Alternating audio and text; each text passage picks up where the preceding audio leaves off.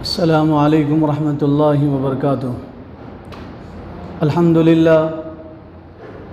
للہ نحمده ونستعینه ونستغفره ونؤمن به ونتوکل علیہ ونعوذ باللہ من شرور انفسنا ومن سیئات اعمالنا من يهده الله فلا مضل له ومن يضلله فلا هادي له ونشهد ان لا اله الا الله وحده لا شريك له ونشهد أن سيدنا وسندنا وحبيبنا وكريمنا وشفيعنا ومولانا محمدا عبده ورسوله صلى الله على النبي وعلى آله وأصحابه وأتباعه وأزواجه وذرياته أجمعين فأعوذ بالله من الشيطان الرجيم بسم الله الرحمن الرحيم واستعينوا بالصبر والصلاة وقال النبي صلى الله عليه وسلم ليس الشديد بالسرعة إنما الشديد الذي يملك عند الغضب أو كما قال عليه الصلاة والسلام۔ اللہ تعالیٰ نے بے انتہا کرم کا، محبت کا، شفقت کا، عنایت کا معاملہ کیا۔ اس نے جمعہ کی ان نورانی گھڑیوں میں اپنے پاک بارگاہ میں حاضری کی توفیق عطا فرمائی۔ دعا کیجیے اللہ تعالیٰ ہم سب کے حاضر ہونے کو، مل بیٹھنے کو، سننے سنانے کو، اس کے بارگاہ میں سجدہ ریز ہونے کو، دعا کے لیے ہاتھ اٹھانے کو قبول فرما لے۔ اور دعا کیجیے مسجد کے باہر قدم رکھنے سے پہلے اللہ تعالیٰ ہم سب کو اپنے نیک بندوں میں شامل کر لے۔ اس وقت ہمارے ملک، پیارے ملک ہندوستان کے جو حالات ہیں وہ ہم سے چھپے نہیں ہیں اور مخفی نہیں ہیں۔ اس وقت ہندوستان میں باطل طاقتیں مسلمانوں کے خلاف ایک پروپیگنڈا کر رہے ہیں اور مسلمانوں کو مشتعل کرنے کی کوشش کی جا رہی ہے، اور یہ پلان ان کا بنا ہوا ہے کہ مسلمان آپے سے باہر ہو جائیں، مشتعل ہو جائیں، مسلمان صبر کا دامن چھوڑ دیں۔ پھر وہ یہ سازش کر رہے ہیں کہ وہ اپنے پلان میں کامیاب ہو جائیں گے۔ مسلمان سڑک پہ آئیں گے، روڈ پہ نکلیں گے، اور پھر مسلمان گولی کا نشان بھی بنیں گے، اور پھر مسلمانوں پر ظلم اور بربریت ہوگی، اور پھر مسلمانوں کو جیلوں میں بند کر دیا جائے گا۔ تو وہ یہ سازش کر رہے ہیں کہ مسلمانوں کو مشتعل کیا جائے۔ ابھی 2-3 دن پہلے ہمارے ملک کے ایک قداور لیڈر، مسلمانوں کے بڑے لیڈر کہیں سے گزر رہے تھے، تو اس وقت باطل طاقتوں نے اور اس میں سے ایک آدمی نے ان کو مشتعل کرنے کی کوشش کی، ان کے خلاف نعرے لگائے، اور یہ کہا گیا کہ یہ دہشت گرد ہیں، دیش دروہی ہیں۔ اور دیکھو دیش دروہی ہمارے سامنے سے جا رہا ہے۔ مشتعل کرنے کی جگہ جگہ مسلمانوں کو کوشش کی جا رہی ہے۔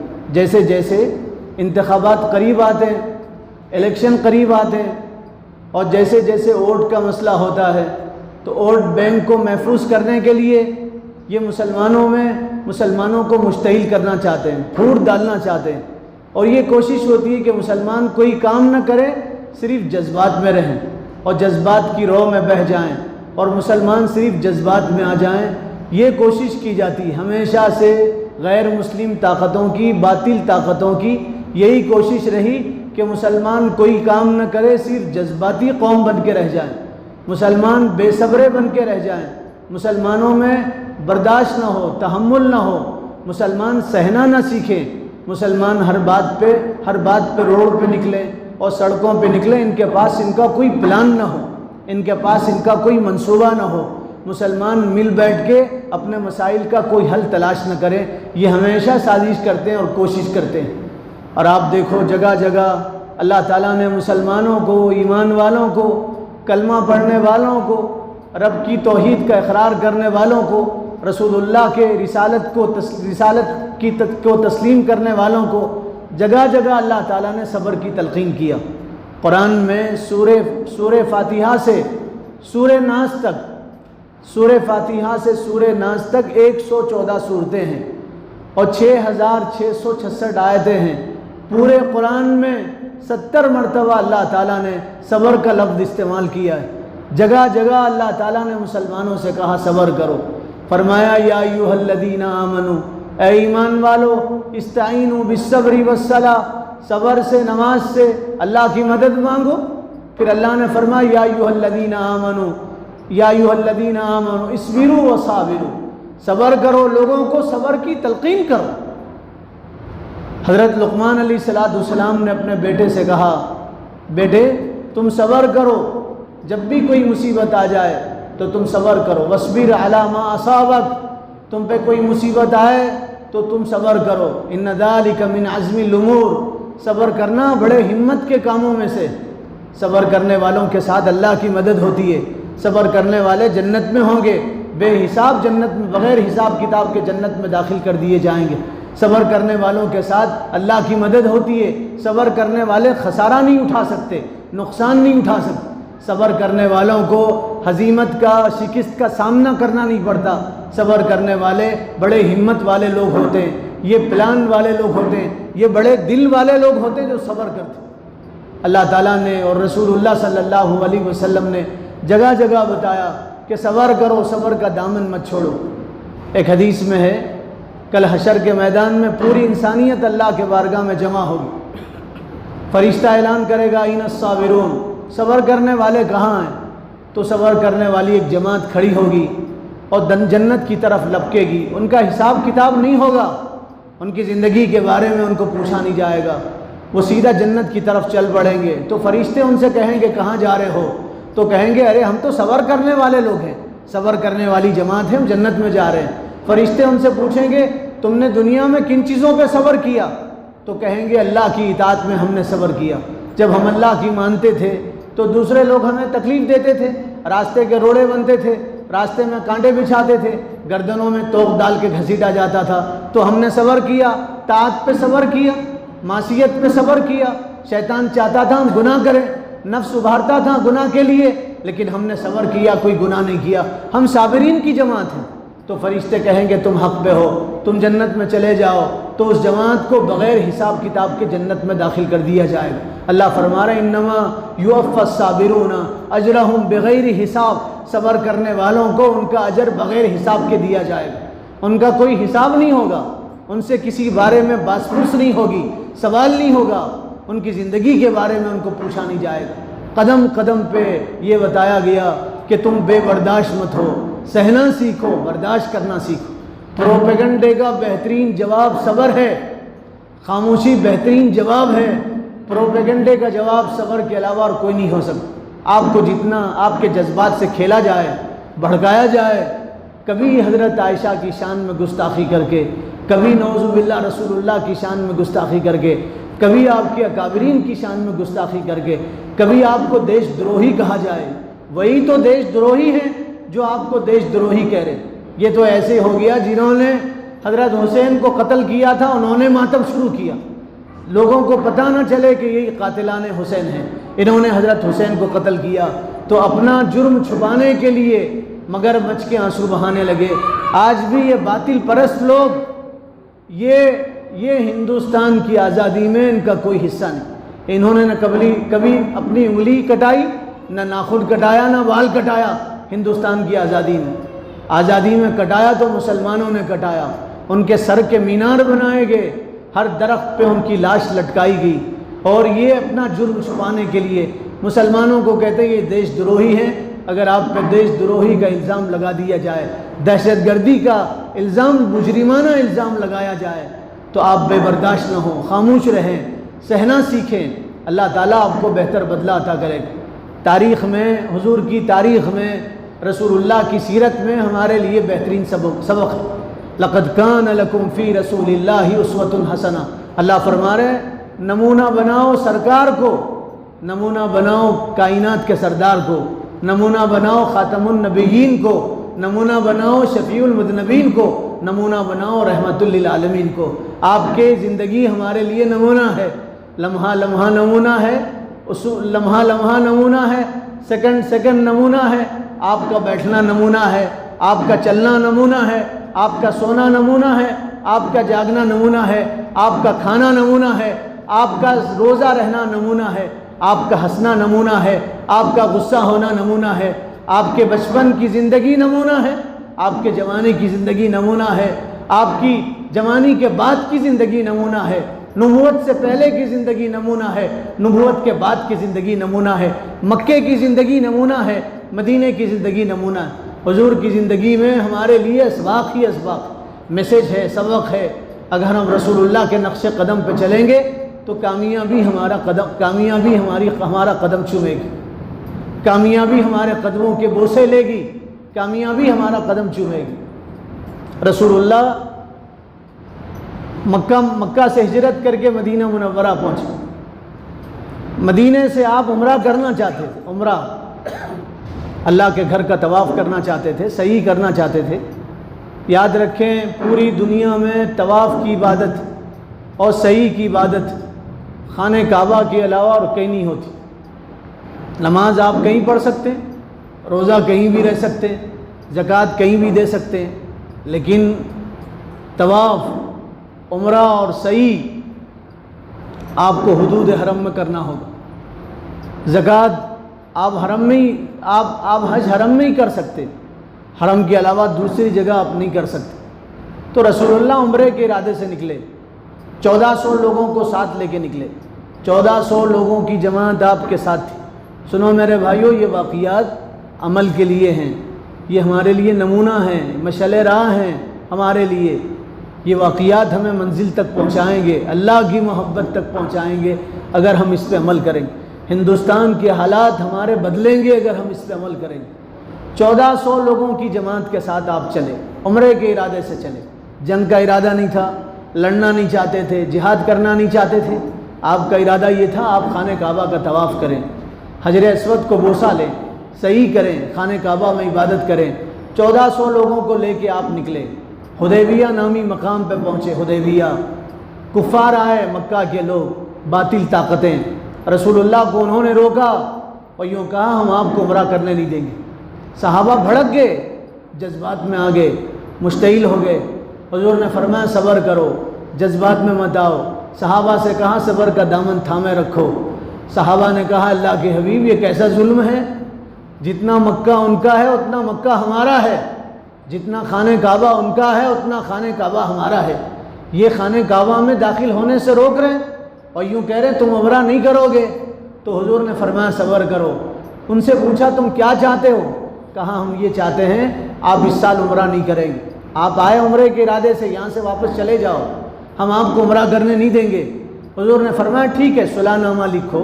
اگریمنٹ ہوا، معاہدہ ہوا اور دستخط ہوئی، اور حضور نے حضرت علی سے کہا علی آؤ تم پڑھے لکھے ہو، معاہدہ لکھو۔ حضرت علی نے معاہدہ لکھا اور لکھا بسم اللہ الرحمن الرحیم۔ یہ معاہدہ ہم لکھتے ہیں، اس کو شروع کرتے ہیں اس اللہ کے نام سے جو بڑا مہربان نہایت رحم کرنے والا ہے۔ تو مشرکین مکہ نے کہا بسم اللہ الرحمن الرحیم مٹا دو۔ ہم جب بھی کوئی خط لکھتے ہیں، لیٹر لکھتے ہیں، کوئی معاہدہ لکھتے ہیں تو اس میں لکھتے ہیں بسمک اللہم، یا اللہ تیرے نام سے۔ تو ہم رحمان رحیم کے نام سے نہیں لکھتے، ہم اللہ کے نام سے لکھتے ہیں۔ رسول اللہ نے فرمایا بسم اللہ الرحمن الرحیم بھی وہی ہے، بسمک اللہم بھی وہی ہے۔ جو اللہ ہے وہی رحمان رحیم بھی ہے۔ اللہ اس کا ذاتی نام ہے، رحمان رحیم اس کے صفاتی نام ہے۔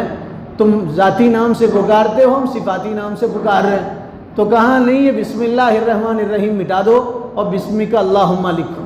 حضور نے حضرت علی سے کہا، حضرت علی نے بادل نہ خواستہ، نہ چاہتے ہوئے بھی، دل نہیں چاہ رہا تھا، بسم اللہ الرحمن الرحیم کو مٹایا اور بسمک اللہم لکھا۔ پھر اس کے بعد کہا لکھو، تو لکھا گیا یہ رسالہ اور یہ خط من محمد رسول اللہ، یہ خط محمد رسول اللہ کی طرف سے۔ تو کافر بھڑک گئے اور کہنے لگے سارا جھگڑا تو یہی ہے، ہم آپ کو رسول نہیں مانتے۔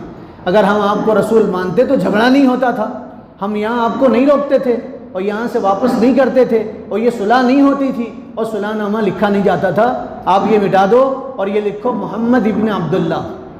تو حضور نے حضرت علی سے کہا علی لکھو محمد ابن عبداللہ۔ حضرت علی نے کہا میں آپ کو رسول اللہ مانتا ہوں، میں محمد عبداللہ کیوں لکھوں گا، میں محمد ابن عبداللہ کیوں لکھوں گا؟ میں آپ کو رسول مانتا ہوں، میں نے آپ کی رسالت کا اقرار کیا ہے، دل و جان سے رسول مانتا ہوں، میں اپنے ماں باپ سے زیادہ آپ سے محبت کرتا ہوں، میں آپ کو محمد ابن عبداللہ کیوں لکھوں گا؟ حضور نے کہا علی لکھو۔ حضرت علی نے کہا میں یہ گستاخی نہیں کر سکتا، میں رسول نہیں مٹا سکتا، نہ کاغذ سے مٹا سکتا ہوں نہ دل سے مٹا سکتا ہوں۔ حضور نے حضرت علی سے کہا یہ بتاؤ کہاں تم نے محمد الرسول اللہ لکھا ہے؟ حضرت علی نے بتایا۔ حضور نے اپنے ہاتھ سے محمد رسول اللہ مٹایا اور محمد ابن عبداللہ لکھا۔ صحابہ پھر غصے میں آ گئے، حضرت عمر غصے میں آ گئے۔ حضرت عمر تو برداشت نہیں کرتے تھے، ناحق بات برداشت نہیں کرتے تھے، باطل برداشت نہیں کرتے تھے، غلط بات برداشت نہیں کرتے تھے۔ تلوار لے کے آئے، کہنے لگے اللہ کے حبیب کیا اللہ سچے نہیں ہیں؟ کیا آپ سچے رسول نہیں ہیں؟ کیا ہمارا دین سچا نہیں ہے؟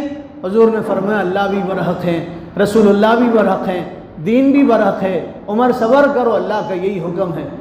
پھر احد نامے میں لکھا گیا اگر کوئی مکہ سے مدینہ جائے مسلمان ہو کے، اگر کوئی مکہ سے مدینہ جائے مسلمان ہو کے تو آپ اس کو واپس کریں گے، اور اگر کوئی مدینہ سے مکہ آئے تو ہم اس کو واپس نہیں کریں گے۔ پھر کہا آپ عمرہ اگلے سال کریں گے بغیر ہتھیار کے کریں گے۔ ہتھیار تو عرب کی علامت تھی، نشانی تھی، ان کی زینت تھی، ان کی خوبصورتی تھی، وہ ہتھیار کے بغیر نہیں رہ سکتے تھے، کھانے کے بغیر تو رہ سکتے تھے، بغیر ہتھیار کے نہیں رہ سکتے تھے۔ وہ کہنے لگے اگلے سال عمرہ کریں گے بغیر ہتھیار کے عمرہ کریں گے۔ صحابہ غصے میں، معاہدہ ہوا، صلح ہوئی، دب کے صلح ہوئی۔ یہ ظاہر میں تو ذلت تھی، شکست تھی، اور ظاہر میں تو یہ مسلمانوں کی ہار تھی، لیکن اللہ تعالیٰ نے اس کو فتح مبین کہا، اور یہ کہا یہ تو کھلی فتح ہے مسلمانوں کے لیے۔ جب معاہدہ ہوا حضور نے فرمایا اب یہاں سے واپس جانا ہے، عمرہ نہیں کرنا ہے، اپنے اپنے بال مونڈ دو اور اپنے اپنے بال کاٹو۔ تو صحابہ بال مونڈنے تیار نہیں تھے۔ حضور نے حضرت ام سلمہ سے مشورہ کیا۔ حضرت ام سلمہ نے کہا اللہ کے حبیب یہ صحابہ اپنے ماں باپ سے زیادہ، اپنی جان سے زیادہ، دنیا کی ہر چیز سے زیادہ آپ کی اطاعت کرتے ہیں، آپ سے محبت کرتے ہیں، آپ اپنے بال کاٹیے، آپ کی اطاعت میں صحابہ اپنے بال کاٹ دیں گے۔ حضور نے اپنے بال کاٹے تو صحابہ نے اپنے بال کاٹے، اور صحابہ میں اتنا غصہ تھا، حیات الصحابہ کتاب میں لکھا ہے، اتنا غصہ تھا کہ وہ بال مونڈ رہے تھے اور کھال بھی مونڈی جا رہی تھی، اور ان کے سروں سے خون جاری تھا، اور اتنے غصے میں بال مونڈ رہے تھے، ایسا محسوس ہوتا تھا وہ اپنے گلے کاٹ دیں گے اور اپنے گلوں پہ چھری پھیر دیں گے۔ پھر حضور نے فرمایا جانور ذبح کر دو۔ صحابہ جانور ذبح کرنے تیار نہیں تھے، حضور نے اپنا جانور ذبح کیا، پھر صحابہ نے اپنے جانور ذبح کیے، پھر رسول اللہ واپس چلے گئے، حدیبیہ سے واپس ہو گئے۔ آپ نے عمرہ نہیں کیا، عمرے سے آپ کو روکا گیا، آپ نے صلح مان لیا، دستخط کر لیا، معاہدہ ہوا، اگریمنٹ ہوا، آپ نے اس سال عمرہ نہیں کیا۔ ظاہر میں یہ شکست تھی، ہزیمت تھی، مغلوبیت تھی، ظاہر میں مسلمانوں کے لیے شرمندگی تھی۔ آپ واپس چلے گئے۔ 2 سال کے بعد مکہ فتح ہوا، جس مکے میں داخل ہونے سے روکا گیا تھا اور منع کیا گیا تھا اور واپس کیا گیا تھا، 2 سال کے بعد آپ اسی مکہ میں فاتحانہ شان کے ساتھ داخل ہوئے۔ 10,000 صحابہ کی جماعت آپ کے ساتھ تھی، 10,000 صحابہ آپ کے ساتھ تھے 2 سال کے بعد۔ 2 سال میں 10,000 لوگ مسلمان ہوئے، 2 سال میں 10,000 صحابہ کی جماعت آپ کے ساتھ تھی۔ پھر بعد میں 2 سال کے بعد آپ نے حج کیا، حجۃ الوداع، اس میں 1.25 لاکھ صحابہ آپ کے ساتھ تھے، 1,25,000 صحابہ کی جماعت آپ کے ساتھ۔ آپ کو جب سے نبوت دی گئی 19 سال میں 1400 لوگ مسلمان ہوئے، اور صلح حدیبیہ کے بعد 1,10,000 لوگ مسلمان ہوئے۔ صلح حدیبیہ کے بعد 1,10,000 لوگ مسلمان ہوئے۔ اس میں ہمارے لیے پیغام ہے اور میسج ہے، اور مسلمانوں کے لیے نصیحت یہ ہے کہ تم صبر کرو، پلان بناؤ، منصوبہ بناؤ، پلان بناؤ، ایک قدم پیچھے لو آگے بڑھنے کے لیے۔ آپ نے دیکھا ہوگا شیر ایک قدم پیچھے لیتا ہے پھر طاقت سے جھپٹنے کے لیے، ایک قدم پیچھے لیتا ہے پھر زیادہ طاقت لگا کے آگے بڑھنے کے لیے۔ پیچھے بڑھنا آگے بڑھنے کا اقدام ہے، پیچھے بڑھنا آگے بڑھنے کے لیے ہوتا ہے۔ آپ جتنا مشتعل ہوں گے لوگ آپ کے جذبات سے فائدہ اٹھائیں گے، اور اٹھا رہے ہیں۔ آپ کو معلوم نہیں ہے، ہمیں اخبار پڑھنے کی فرصت نہیں ہے، مسلمانوں کو اپنی خبریں دیکھنے کی فرصت نہیں ہے۔ قرآن پڑھنا، سنت پڑھنا، بخاری پڑھنا، ترمذی پڑھنا، دین پڑھنا، شریعت پڑھنا تو دور کی بات ہے، اپنے حالات سے مسلمانوں کو واقفیت نہیں ہے۔ 10,000 نوجوان، 10,000 اس وقت جیلوں میں بند ہیں، 10,000 نوجوان بے قصور جیلوں میں بند ہیں، کوئی قصور نہیں ان کا، جیتے جی ان کی بیویاں بیوہ ہیں، ان کے معصوم بچے یتیم ہیں۔ 400 سے زیادہ مسلم علماء جیلوں میں بند ہیں جن کا کوئی قصور نہیں۔ ایک عالم صاحب دنیا بھر میں مشہور تھے، پوری دنیا میں مشہور تھے، دنیا کی مشہور شخصیت، ورلڈ کی مشہور شخصیت، 80 سال سے زیادہ عمر ہے، جیل میں بند، بیماریاں ہیں، مجبوریاں ہیں، معذوریاں ہیں، ظالموں نے ان کے بڑھاپے پہ بھی رحم نہیں کیا، ان کو جیل میں بند کیا، کوئی قصور نہیں تھا ان کا۔ مسلمانوں کے گھروں پہ بلڈوزر چلائے جا رہے ہیں، مسلمانوں کو بے قصور مارا جا رہا، کوئی قصور نہیں ان کا، مسلمانوں کو بے قصور مسلمانوں کی ہتیاں کی جا رہی، ہر دن ایک زخم مسلمانوں کو دیا جا رہا، ہر دن۔ ان حالات میں ہمارا کیا کام ہے؟ ہم صبر کریں اور اللہ سے نماز کے ذریعے سے مدد مانگیں، اپنی پیشانی اللہ کے بارگاہ میں جھکائیں، صبر کا دامن ہاتھ سے جانے نہ دیں، پلان کریں۔ مسلمانوں کے پاس اپنا کوئی پلان نہیں، کوئی منصوبہ نہیں مسلمانوں کے پاس، کوئی پلان نہیں مسلمانوں کے پاس، ہمارے پاس کوئی جمعیت نہیں ہے، کوئی جماعت نہیں ہے، کوئی کارکن نہیں ہے جو کام کر سکے، پلان کے ساتھ کام کر سکے۔ 600-700 ریٹائر آفیسر اور دوسرے آفیسر ملا کے ان کے 7000 آفیسر اپنی جان مال کے ساتھ گھر گھر جا رہے ہیں، ڈور ٹو ڈور جا کے محنت کر رہے ہیں۔ بتاؤ ہمارا کوئی آفیسر ہمارے لیے کام کر رہا ہے؟ ریٹائر آفیسر کوئی مسلمان ہمارے لیے کام کر رہا ہے؟ ڈور ٹو ڈور جا کے کام کر رہا ہے؟ کوئی پلان ہے ہمارے پاس؟ ہر آدمی مفاد پرستی میں ہے، اپنا دیکھ رہے ہیں، ملک کا، قوم کا، ملت کا کوئی نہیں سوچ رہے، پلان نہیں ہے، صرف جذبات میں آتے ہیں، وقتی جذبات میں سڑکوں پہ آتے ہیں، اس کے علاوہ کوئی پلان نہیں ہمارے پاس۔ کچھ لوگ اپنے آپ کو ٹی وی میں دکھانے کے لیے، فوٹو میں آنے کے لیے، فرنٹ پیج پہ ان کی تصویر آئے، مسلمانوں کی بھیڑ کو جمع کرتے ہیں، پھر مسلمان سڑکوں پہ نکالتے ہیں، اپنی مفاد کے لیے نوجوانوں کو مشتعل کرنا چاہتے ہیں۔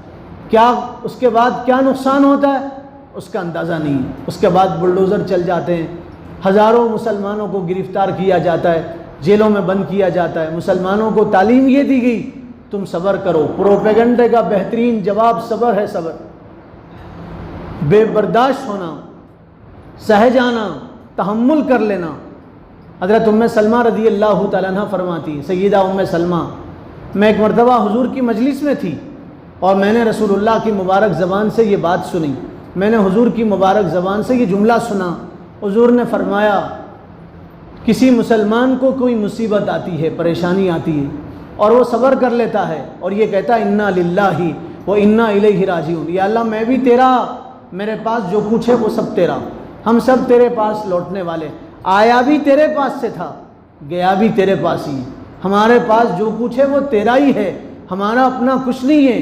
کوئی جملہ پڑھ لیتا ہے تو اللہ یا تو اسے وہ چیز لوٹا دیتے ہیں یا اس سے بہتر چیز اللہ اس کو لوٹا دیتے ہیں۔ حضرت ام سلمہ فرماتی ہیں یہ جملہ میں نے کانوں سے سنا، دل کے کانوں سے، اور دل کی تختی پہ نوٹ کر لیا اور دامن میں گانٹھ مار لیا، پلو میں گانٹھ مارا اور اسے میں نے محفوظ کیا۔ ہم بھی جاتے ہیں اجتماعات میں، ہم بھی جاتے ہیں جلسوں میں، ہم بھی جاتے ہیں جلوسوں میں، ہم بھی جاتے ہیں تقریروں میں، واعظ و نصیحت میں، مجلسوں میں، لیکن ہم سنی انسنی کر دیتے ہیں، ہم دل کے کانوں سے نہیں سنتے، عمل کی نیت سے نہیں سنتے۔ حضرت ام سلمہ نے عمل کی نیت سے سنا، فرماتی میں نے اسے یاد رکھا، پھر ایک وقت وہ آیا، میں بیوہ بن گئی، میرے شوہر دنیا سے چلے گئے، میرا سہاگ اجڑ گیا، میرے بچے یتیم ہو گئے، مجھے حضور کی وہ بات یاد آ گئی، میں نے انا للہ و انا الیہ راجعون پڑھا۔ پھر میں سوچنے لگی میں نے تو صبر کر لیا لیکن میرے شوہر واپس کیسے آئیں گے؟ حضور نے فرمایا یا تو اللہ وہ چیز لوٹا دیتے، دنیا تو چل چلاؤ کی جگہ ہے، مسافر خانہ ہے، جو جاتا ہے واپس نہیں آتا، اب میرے شوہر واپس کیسے آئیں گے؟ پھر میں نے سوچا چلو شوہر تو واپس نہیں آئیں گے، شوہر سے اچھے کون شوہر مل سکتے ہیں؟ میرے شوہر سے اچھا کون مجھے مل سکتا ہے؟ ان سے اچھی نعم البدل کون ہو سکتی ہے؟ میں حیران تھی، 4 مہینے 10 دن میں نے عدت کے گزار لیے، 11واں دن ہوا حضور کا پیغام آ گیا۔ حضور نے فرمایا ام سلمہ ہم آپ کو اپنی زوجیت میں لینا چاہتے ہیں، آپ کو اپنی بیوی بنانا چاہتے ہیں، ہم آپ کے شوہر بننا چاہتے ہیں۔ حضرت ام سلمہ فرماتی ہیں حضور نے کتنا سچا کہا تھا، یا تو اللہ وہ چیز لوٹا دیتے یا اس سے بہتر دے دیتے۔ بتاؤ رسول اللہ سے اچھا کون سا شوہر ہو سکتا ہے؟ حضور سے اچھا کون سا شوہر ہو سکتا ہے؟ حضور سے اچھا کون سے شوہر ہو سکتے ہیں؟ تو جو صبر کر لیتے ہیں اللہ تعالیٰ ان کو اجر عطا فرماتے ہیں۔ آپ تاریخ پڑھو، مسلمانوں نے جب بھی صبر کیا اللہ تعالیٰ نے ان کو اجر دیا، بہتر اجر دیا۔ صبر کب ہے؟ صبر پہلے صدمے کے وقت، رو دھو کے واویلا کر کے چیخ و پکار کر کے بعد میں کہہ رہے ہیں کہ اب کیا کریں گے، اب صبر کے علاوہ کوئی چارہ نہیں۔ جب آپ پہ مصیبت آئے اسی لمحے صبر کر لو، یہ صبر ہے۔ حضرت یوسف علیہ السلام کے پاس ان کے بیٹے آئے، آ کے کہنے لگے یوسف کو بھیڑیا کھا گیا۔ حضرت یعقوب کے ساتھ، یعقوب کے پاس بیٹے آئے، کہنے لگے یوسف کو بھیڑیا کھا گیا۔ تو حضرت یعقوب نے کہا فصبر جمیل واللہ المستعان، میں تو اپنا معاملہ اللہ کے حوالے کرتا ہوں، میں تو اپنا معاملہ اللہ کے حوالے کرتا ہوں، میں تو صبر کرتا ہوں، صبر کے علاوہ میرے پاس کچھ نہیں ہے۔ پہلی مصیبت کے وقت صبر کرنا یہ صبر ہے۔ اور طاقتور کون ہے؟ ہم سمجھتے ہیں تلوار چلانے والا طاقتور ہے، ہتھیار استعمال کرنے والا طاقتور ہے، لوگوں کو مارنے والا کاٹنے والا طاقتور ہے، سڑک پہ نکل کے نعرے لگانے والا طاقتور ہے، میدان میں پچھاڑنے والا طاقتور ہے، چیت کرنے والا طاقتور ہے۔ نہیں، آپ حدیث پڑھو، طاقتور کون ہے؟ جس کے سکس پیک بنے وہ طاقتور ہے، جس کے ہاتھ مضبوط ہو جائے وہ طاقتور ہے، جس کا پیٹ اندر چلے جائے وہ طاقتور ہے، جو روزانہ جیم کرے وہ طاقتور ہے۔ نہیں، حضور نے فرمایا لیس الشدید بالسرعہ انما الشدید الذی یملک عند الغضب، طاقتور وہ نہیں ہے جو کسی کی گردن مروڑ دے، طاقتور وہ نہیں ہے جو کسی کے پنجے مروڑ دے، طاقتور وہ نہیں ہے جو کسی کو پچھاڑ دے، طاقتور وہ ہے جو غصے کے وقت میں صبر کر لے، غصے کے وقت میں پی جائے، سہ جائے، برداشت کر لے، وہ طاقتور ہے۔ اس لیے فرمایا غصے کے وقت میں قاضی کوئی فیصلہ نہیں کر سکتا، غصے کے وقت میں کیا ہوا فیصلہ غلط ہو سکتا ہے۔ فرمایا گیا غصے کے وقت میں کوئی فیصلہ نہیں کر سکتا۔ مفتی کو بتایا گیا غصے کے وقت میں فتویٰ نہیں دے سکتے، آپ غصے میں ہیں فتویٰ نہیں دے سکتے، آپ اس وقت فتویٰ دو جب آپ غصے میں نہیں، جب آپ اچھی حالت میں ہیں اس وقت میں فتویٰ دو، غصے میں فتویٰ نہیں دے سکتے۔ غصہ پسند نہیں ہے اسلام کو، اسلامی شعار نہیں ہے، اللہ کو پسند نہیں ہے، اللہ کے رسول کو پسند نہیں۔ ہندوستان کی ان حالات میں، جن حالات میں گزشتہ سالوں میں ہمیں بے برداشت کیا جا رہا ہے، جیسے جیسے انتخابات قریب آتے ہیں، ابھی 2-3 ریاستوں میں انتخابات ہیں، ہمارے کرناٹک میں بھی انتخابات ہیں، انتخابات جیسے جیسے قریب آ رہے ہیں کوئی ایک ایشو بنایا جاتا ہے، اس کو اچھلایا جاتا ہے۔ انتخابات کے وقت میں ووٹ بینک کے لیے مسلمانوں کو مشتعل کیا جاتا، بھڑکایا جاتا مسلمانوں۔ آپ سے میری ہاتھ جوڑ کے گزارش ہے، کوئی کتنا ہی بھونکے اور کتنا ہی بولے اور کتنا ہی آر دلائے اور کتنا ہی دل دکھائے، آپ صبر کرو اور پلان کرو اور منصوبہ بناؤ، مدد اللہ کی آپ کے ساتھ ہو۔ دعا ہے اللہ تعالیٰ عمل کی توفیق عطا فرما دے۔ جو حضرات سنتوں سے فارغ نہیں ہوئے ان سے گزارش ہے وہ سنتوں سے فارغ ہو جائیں۔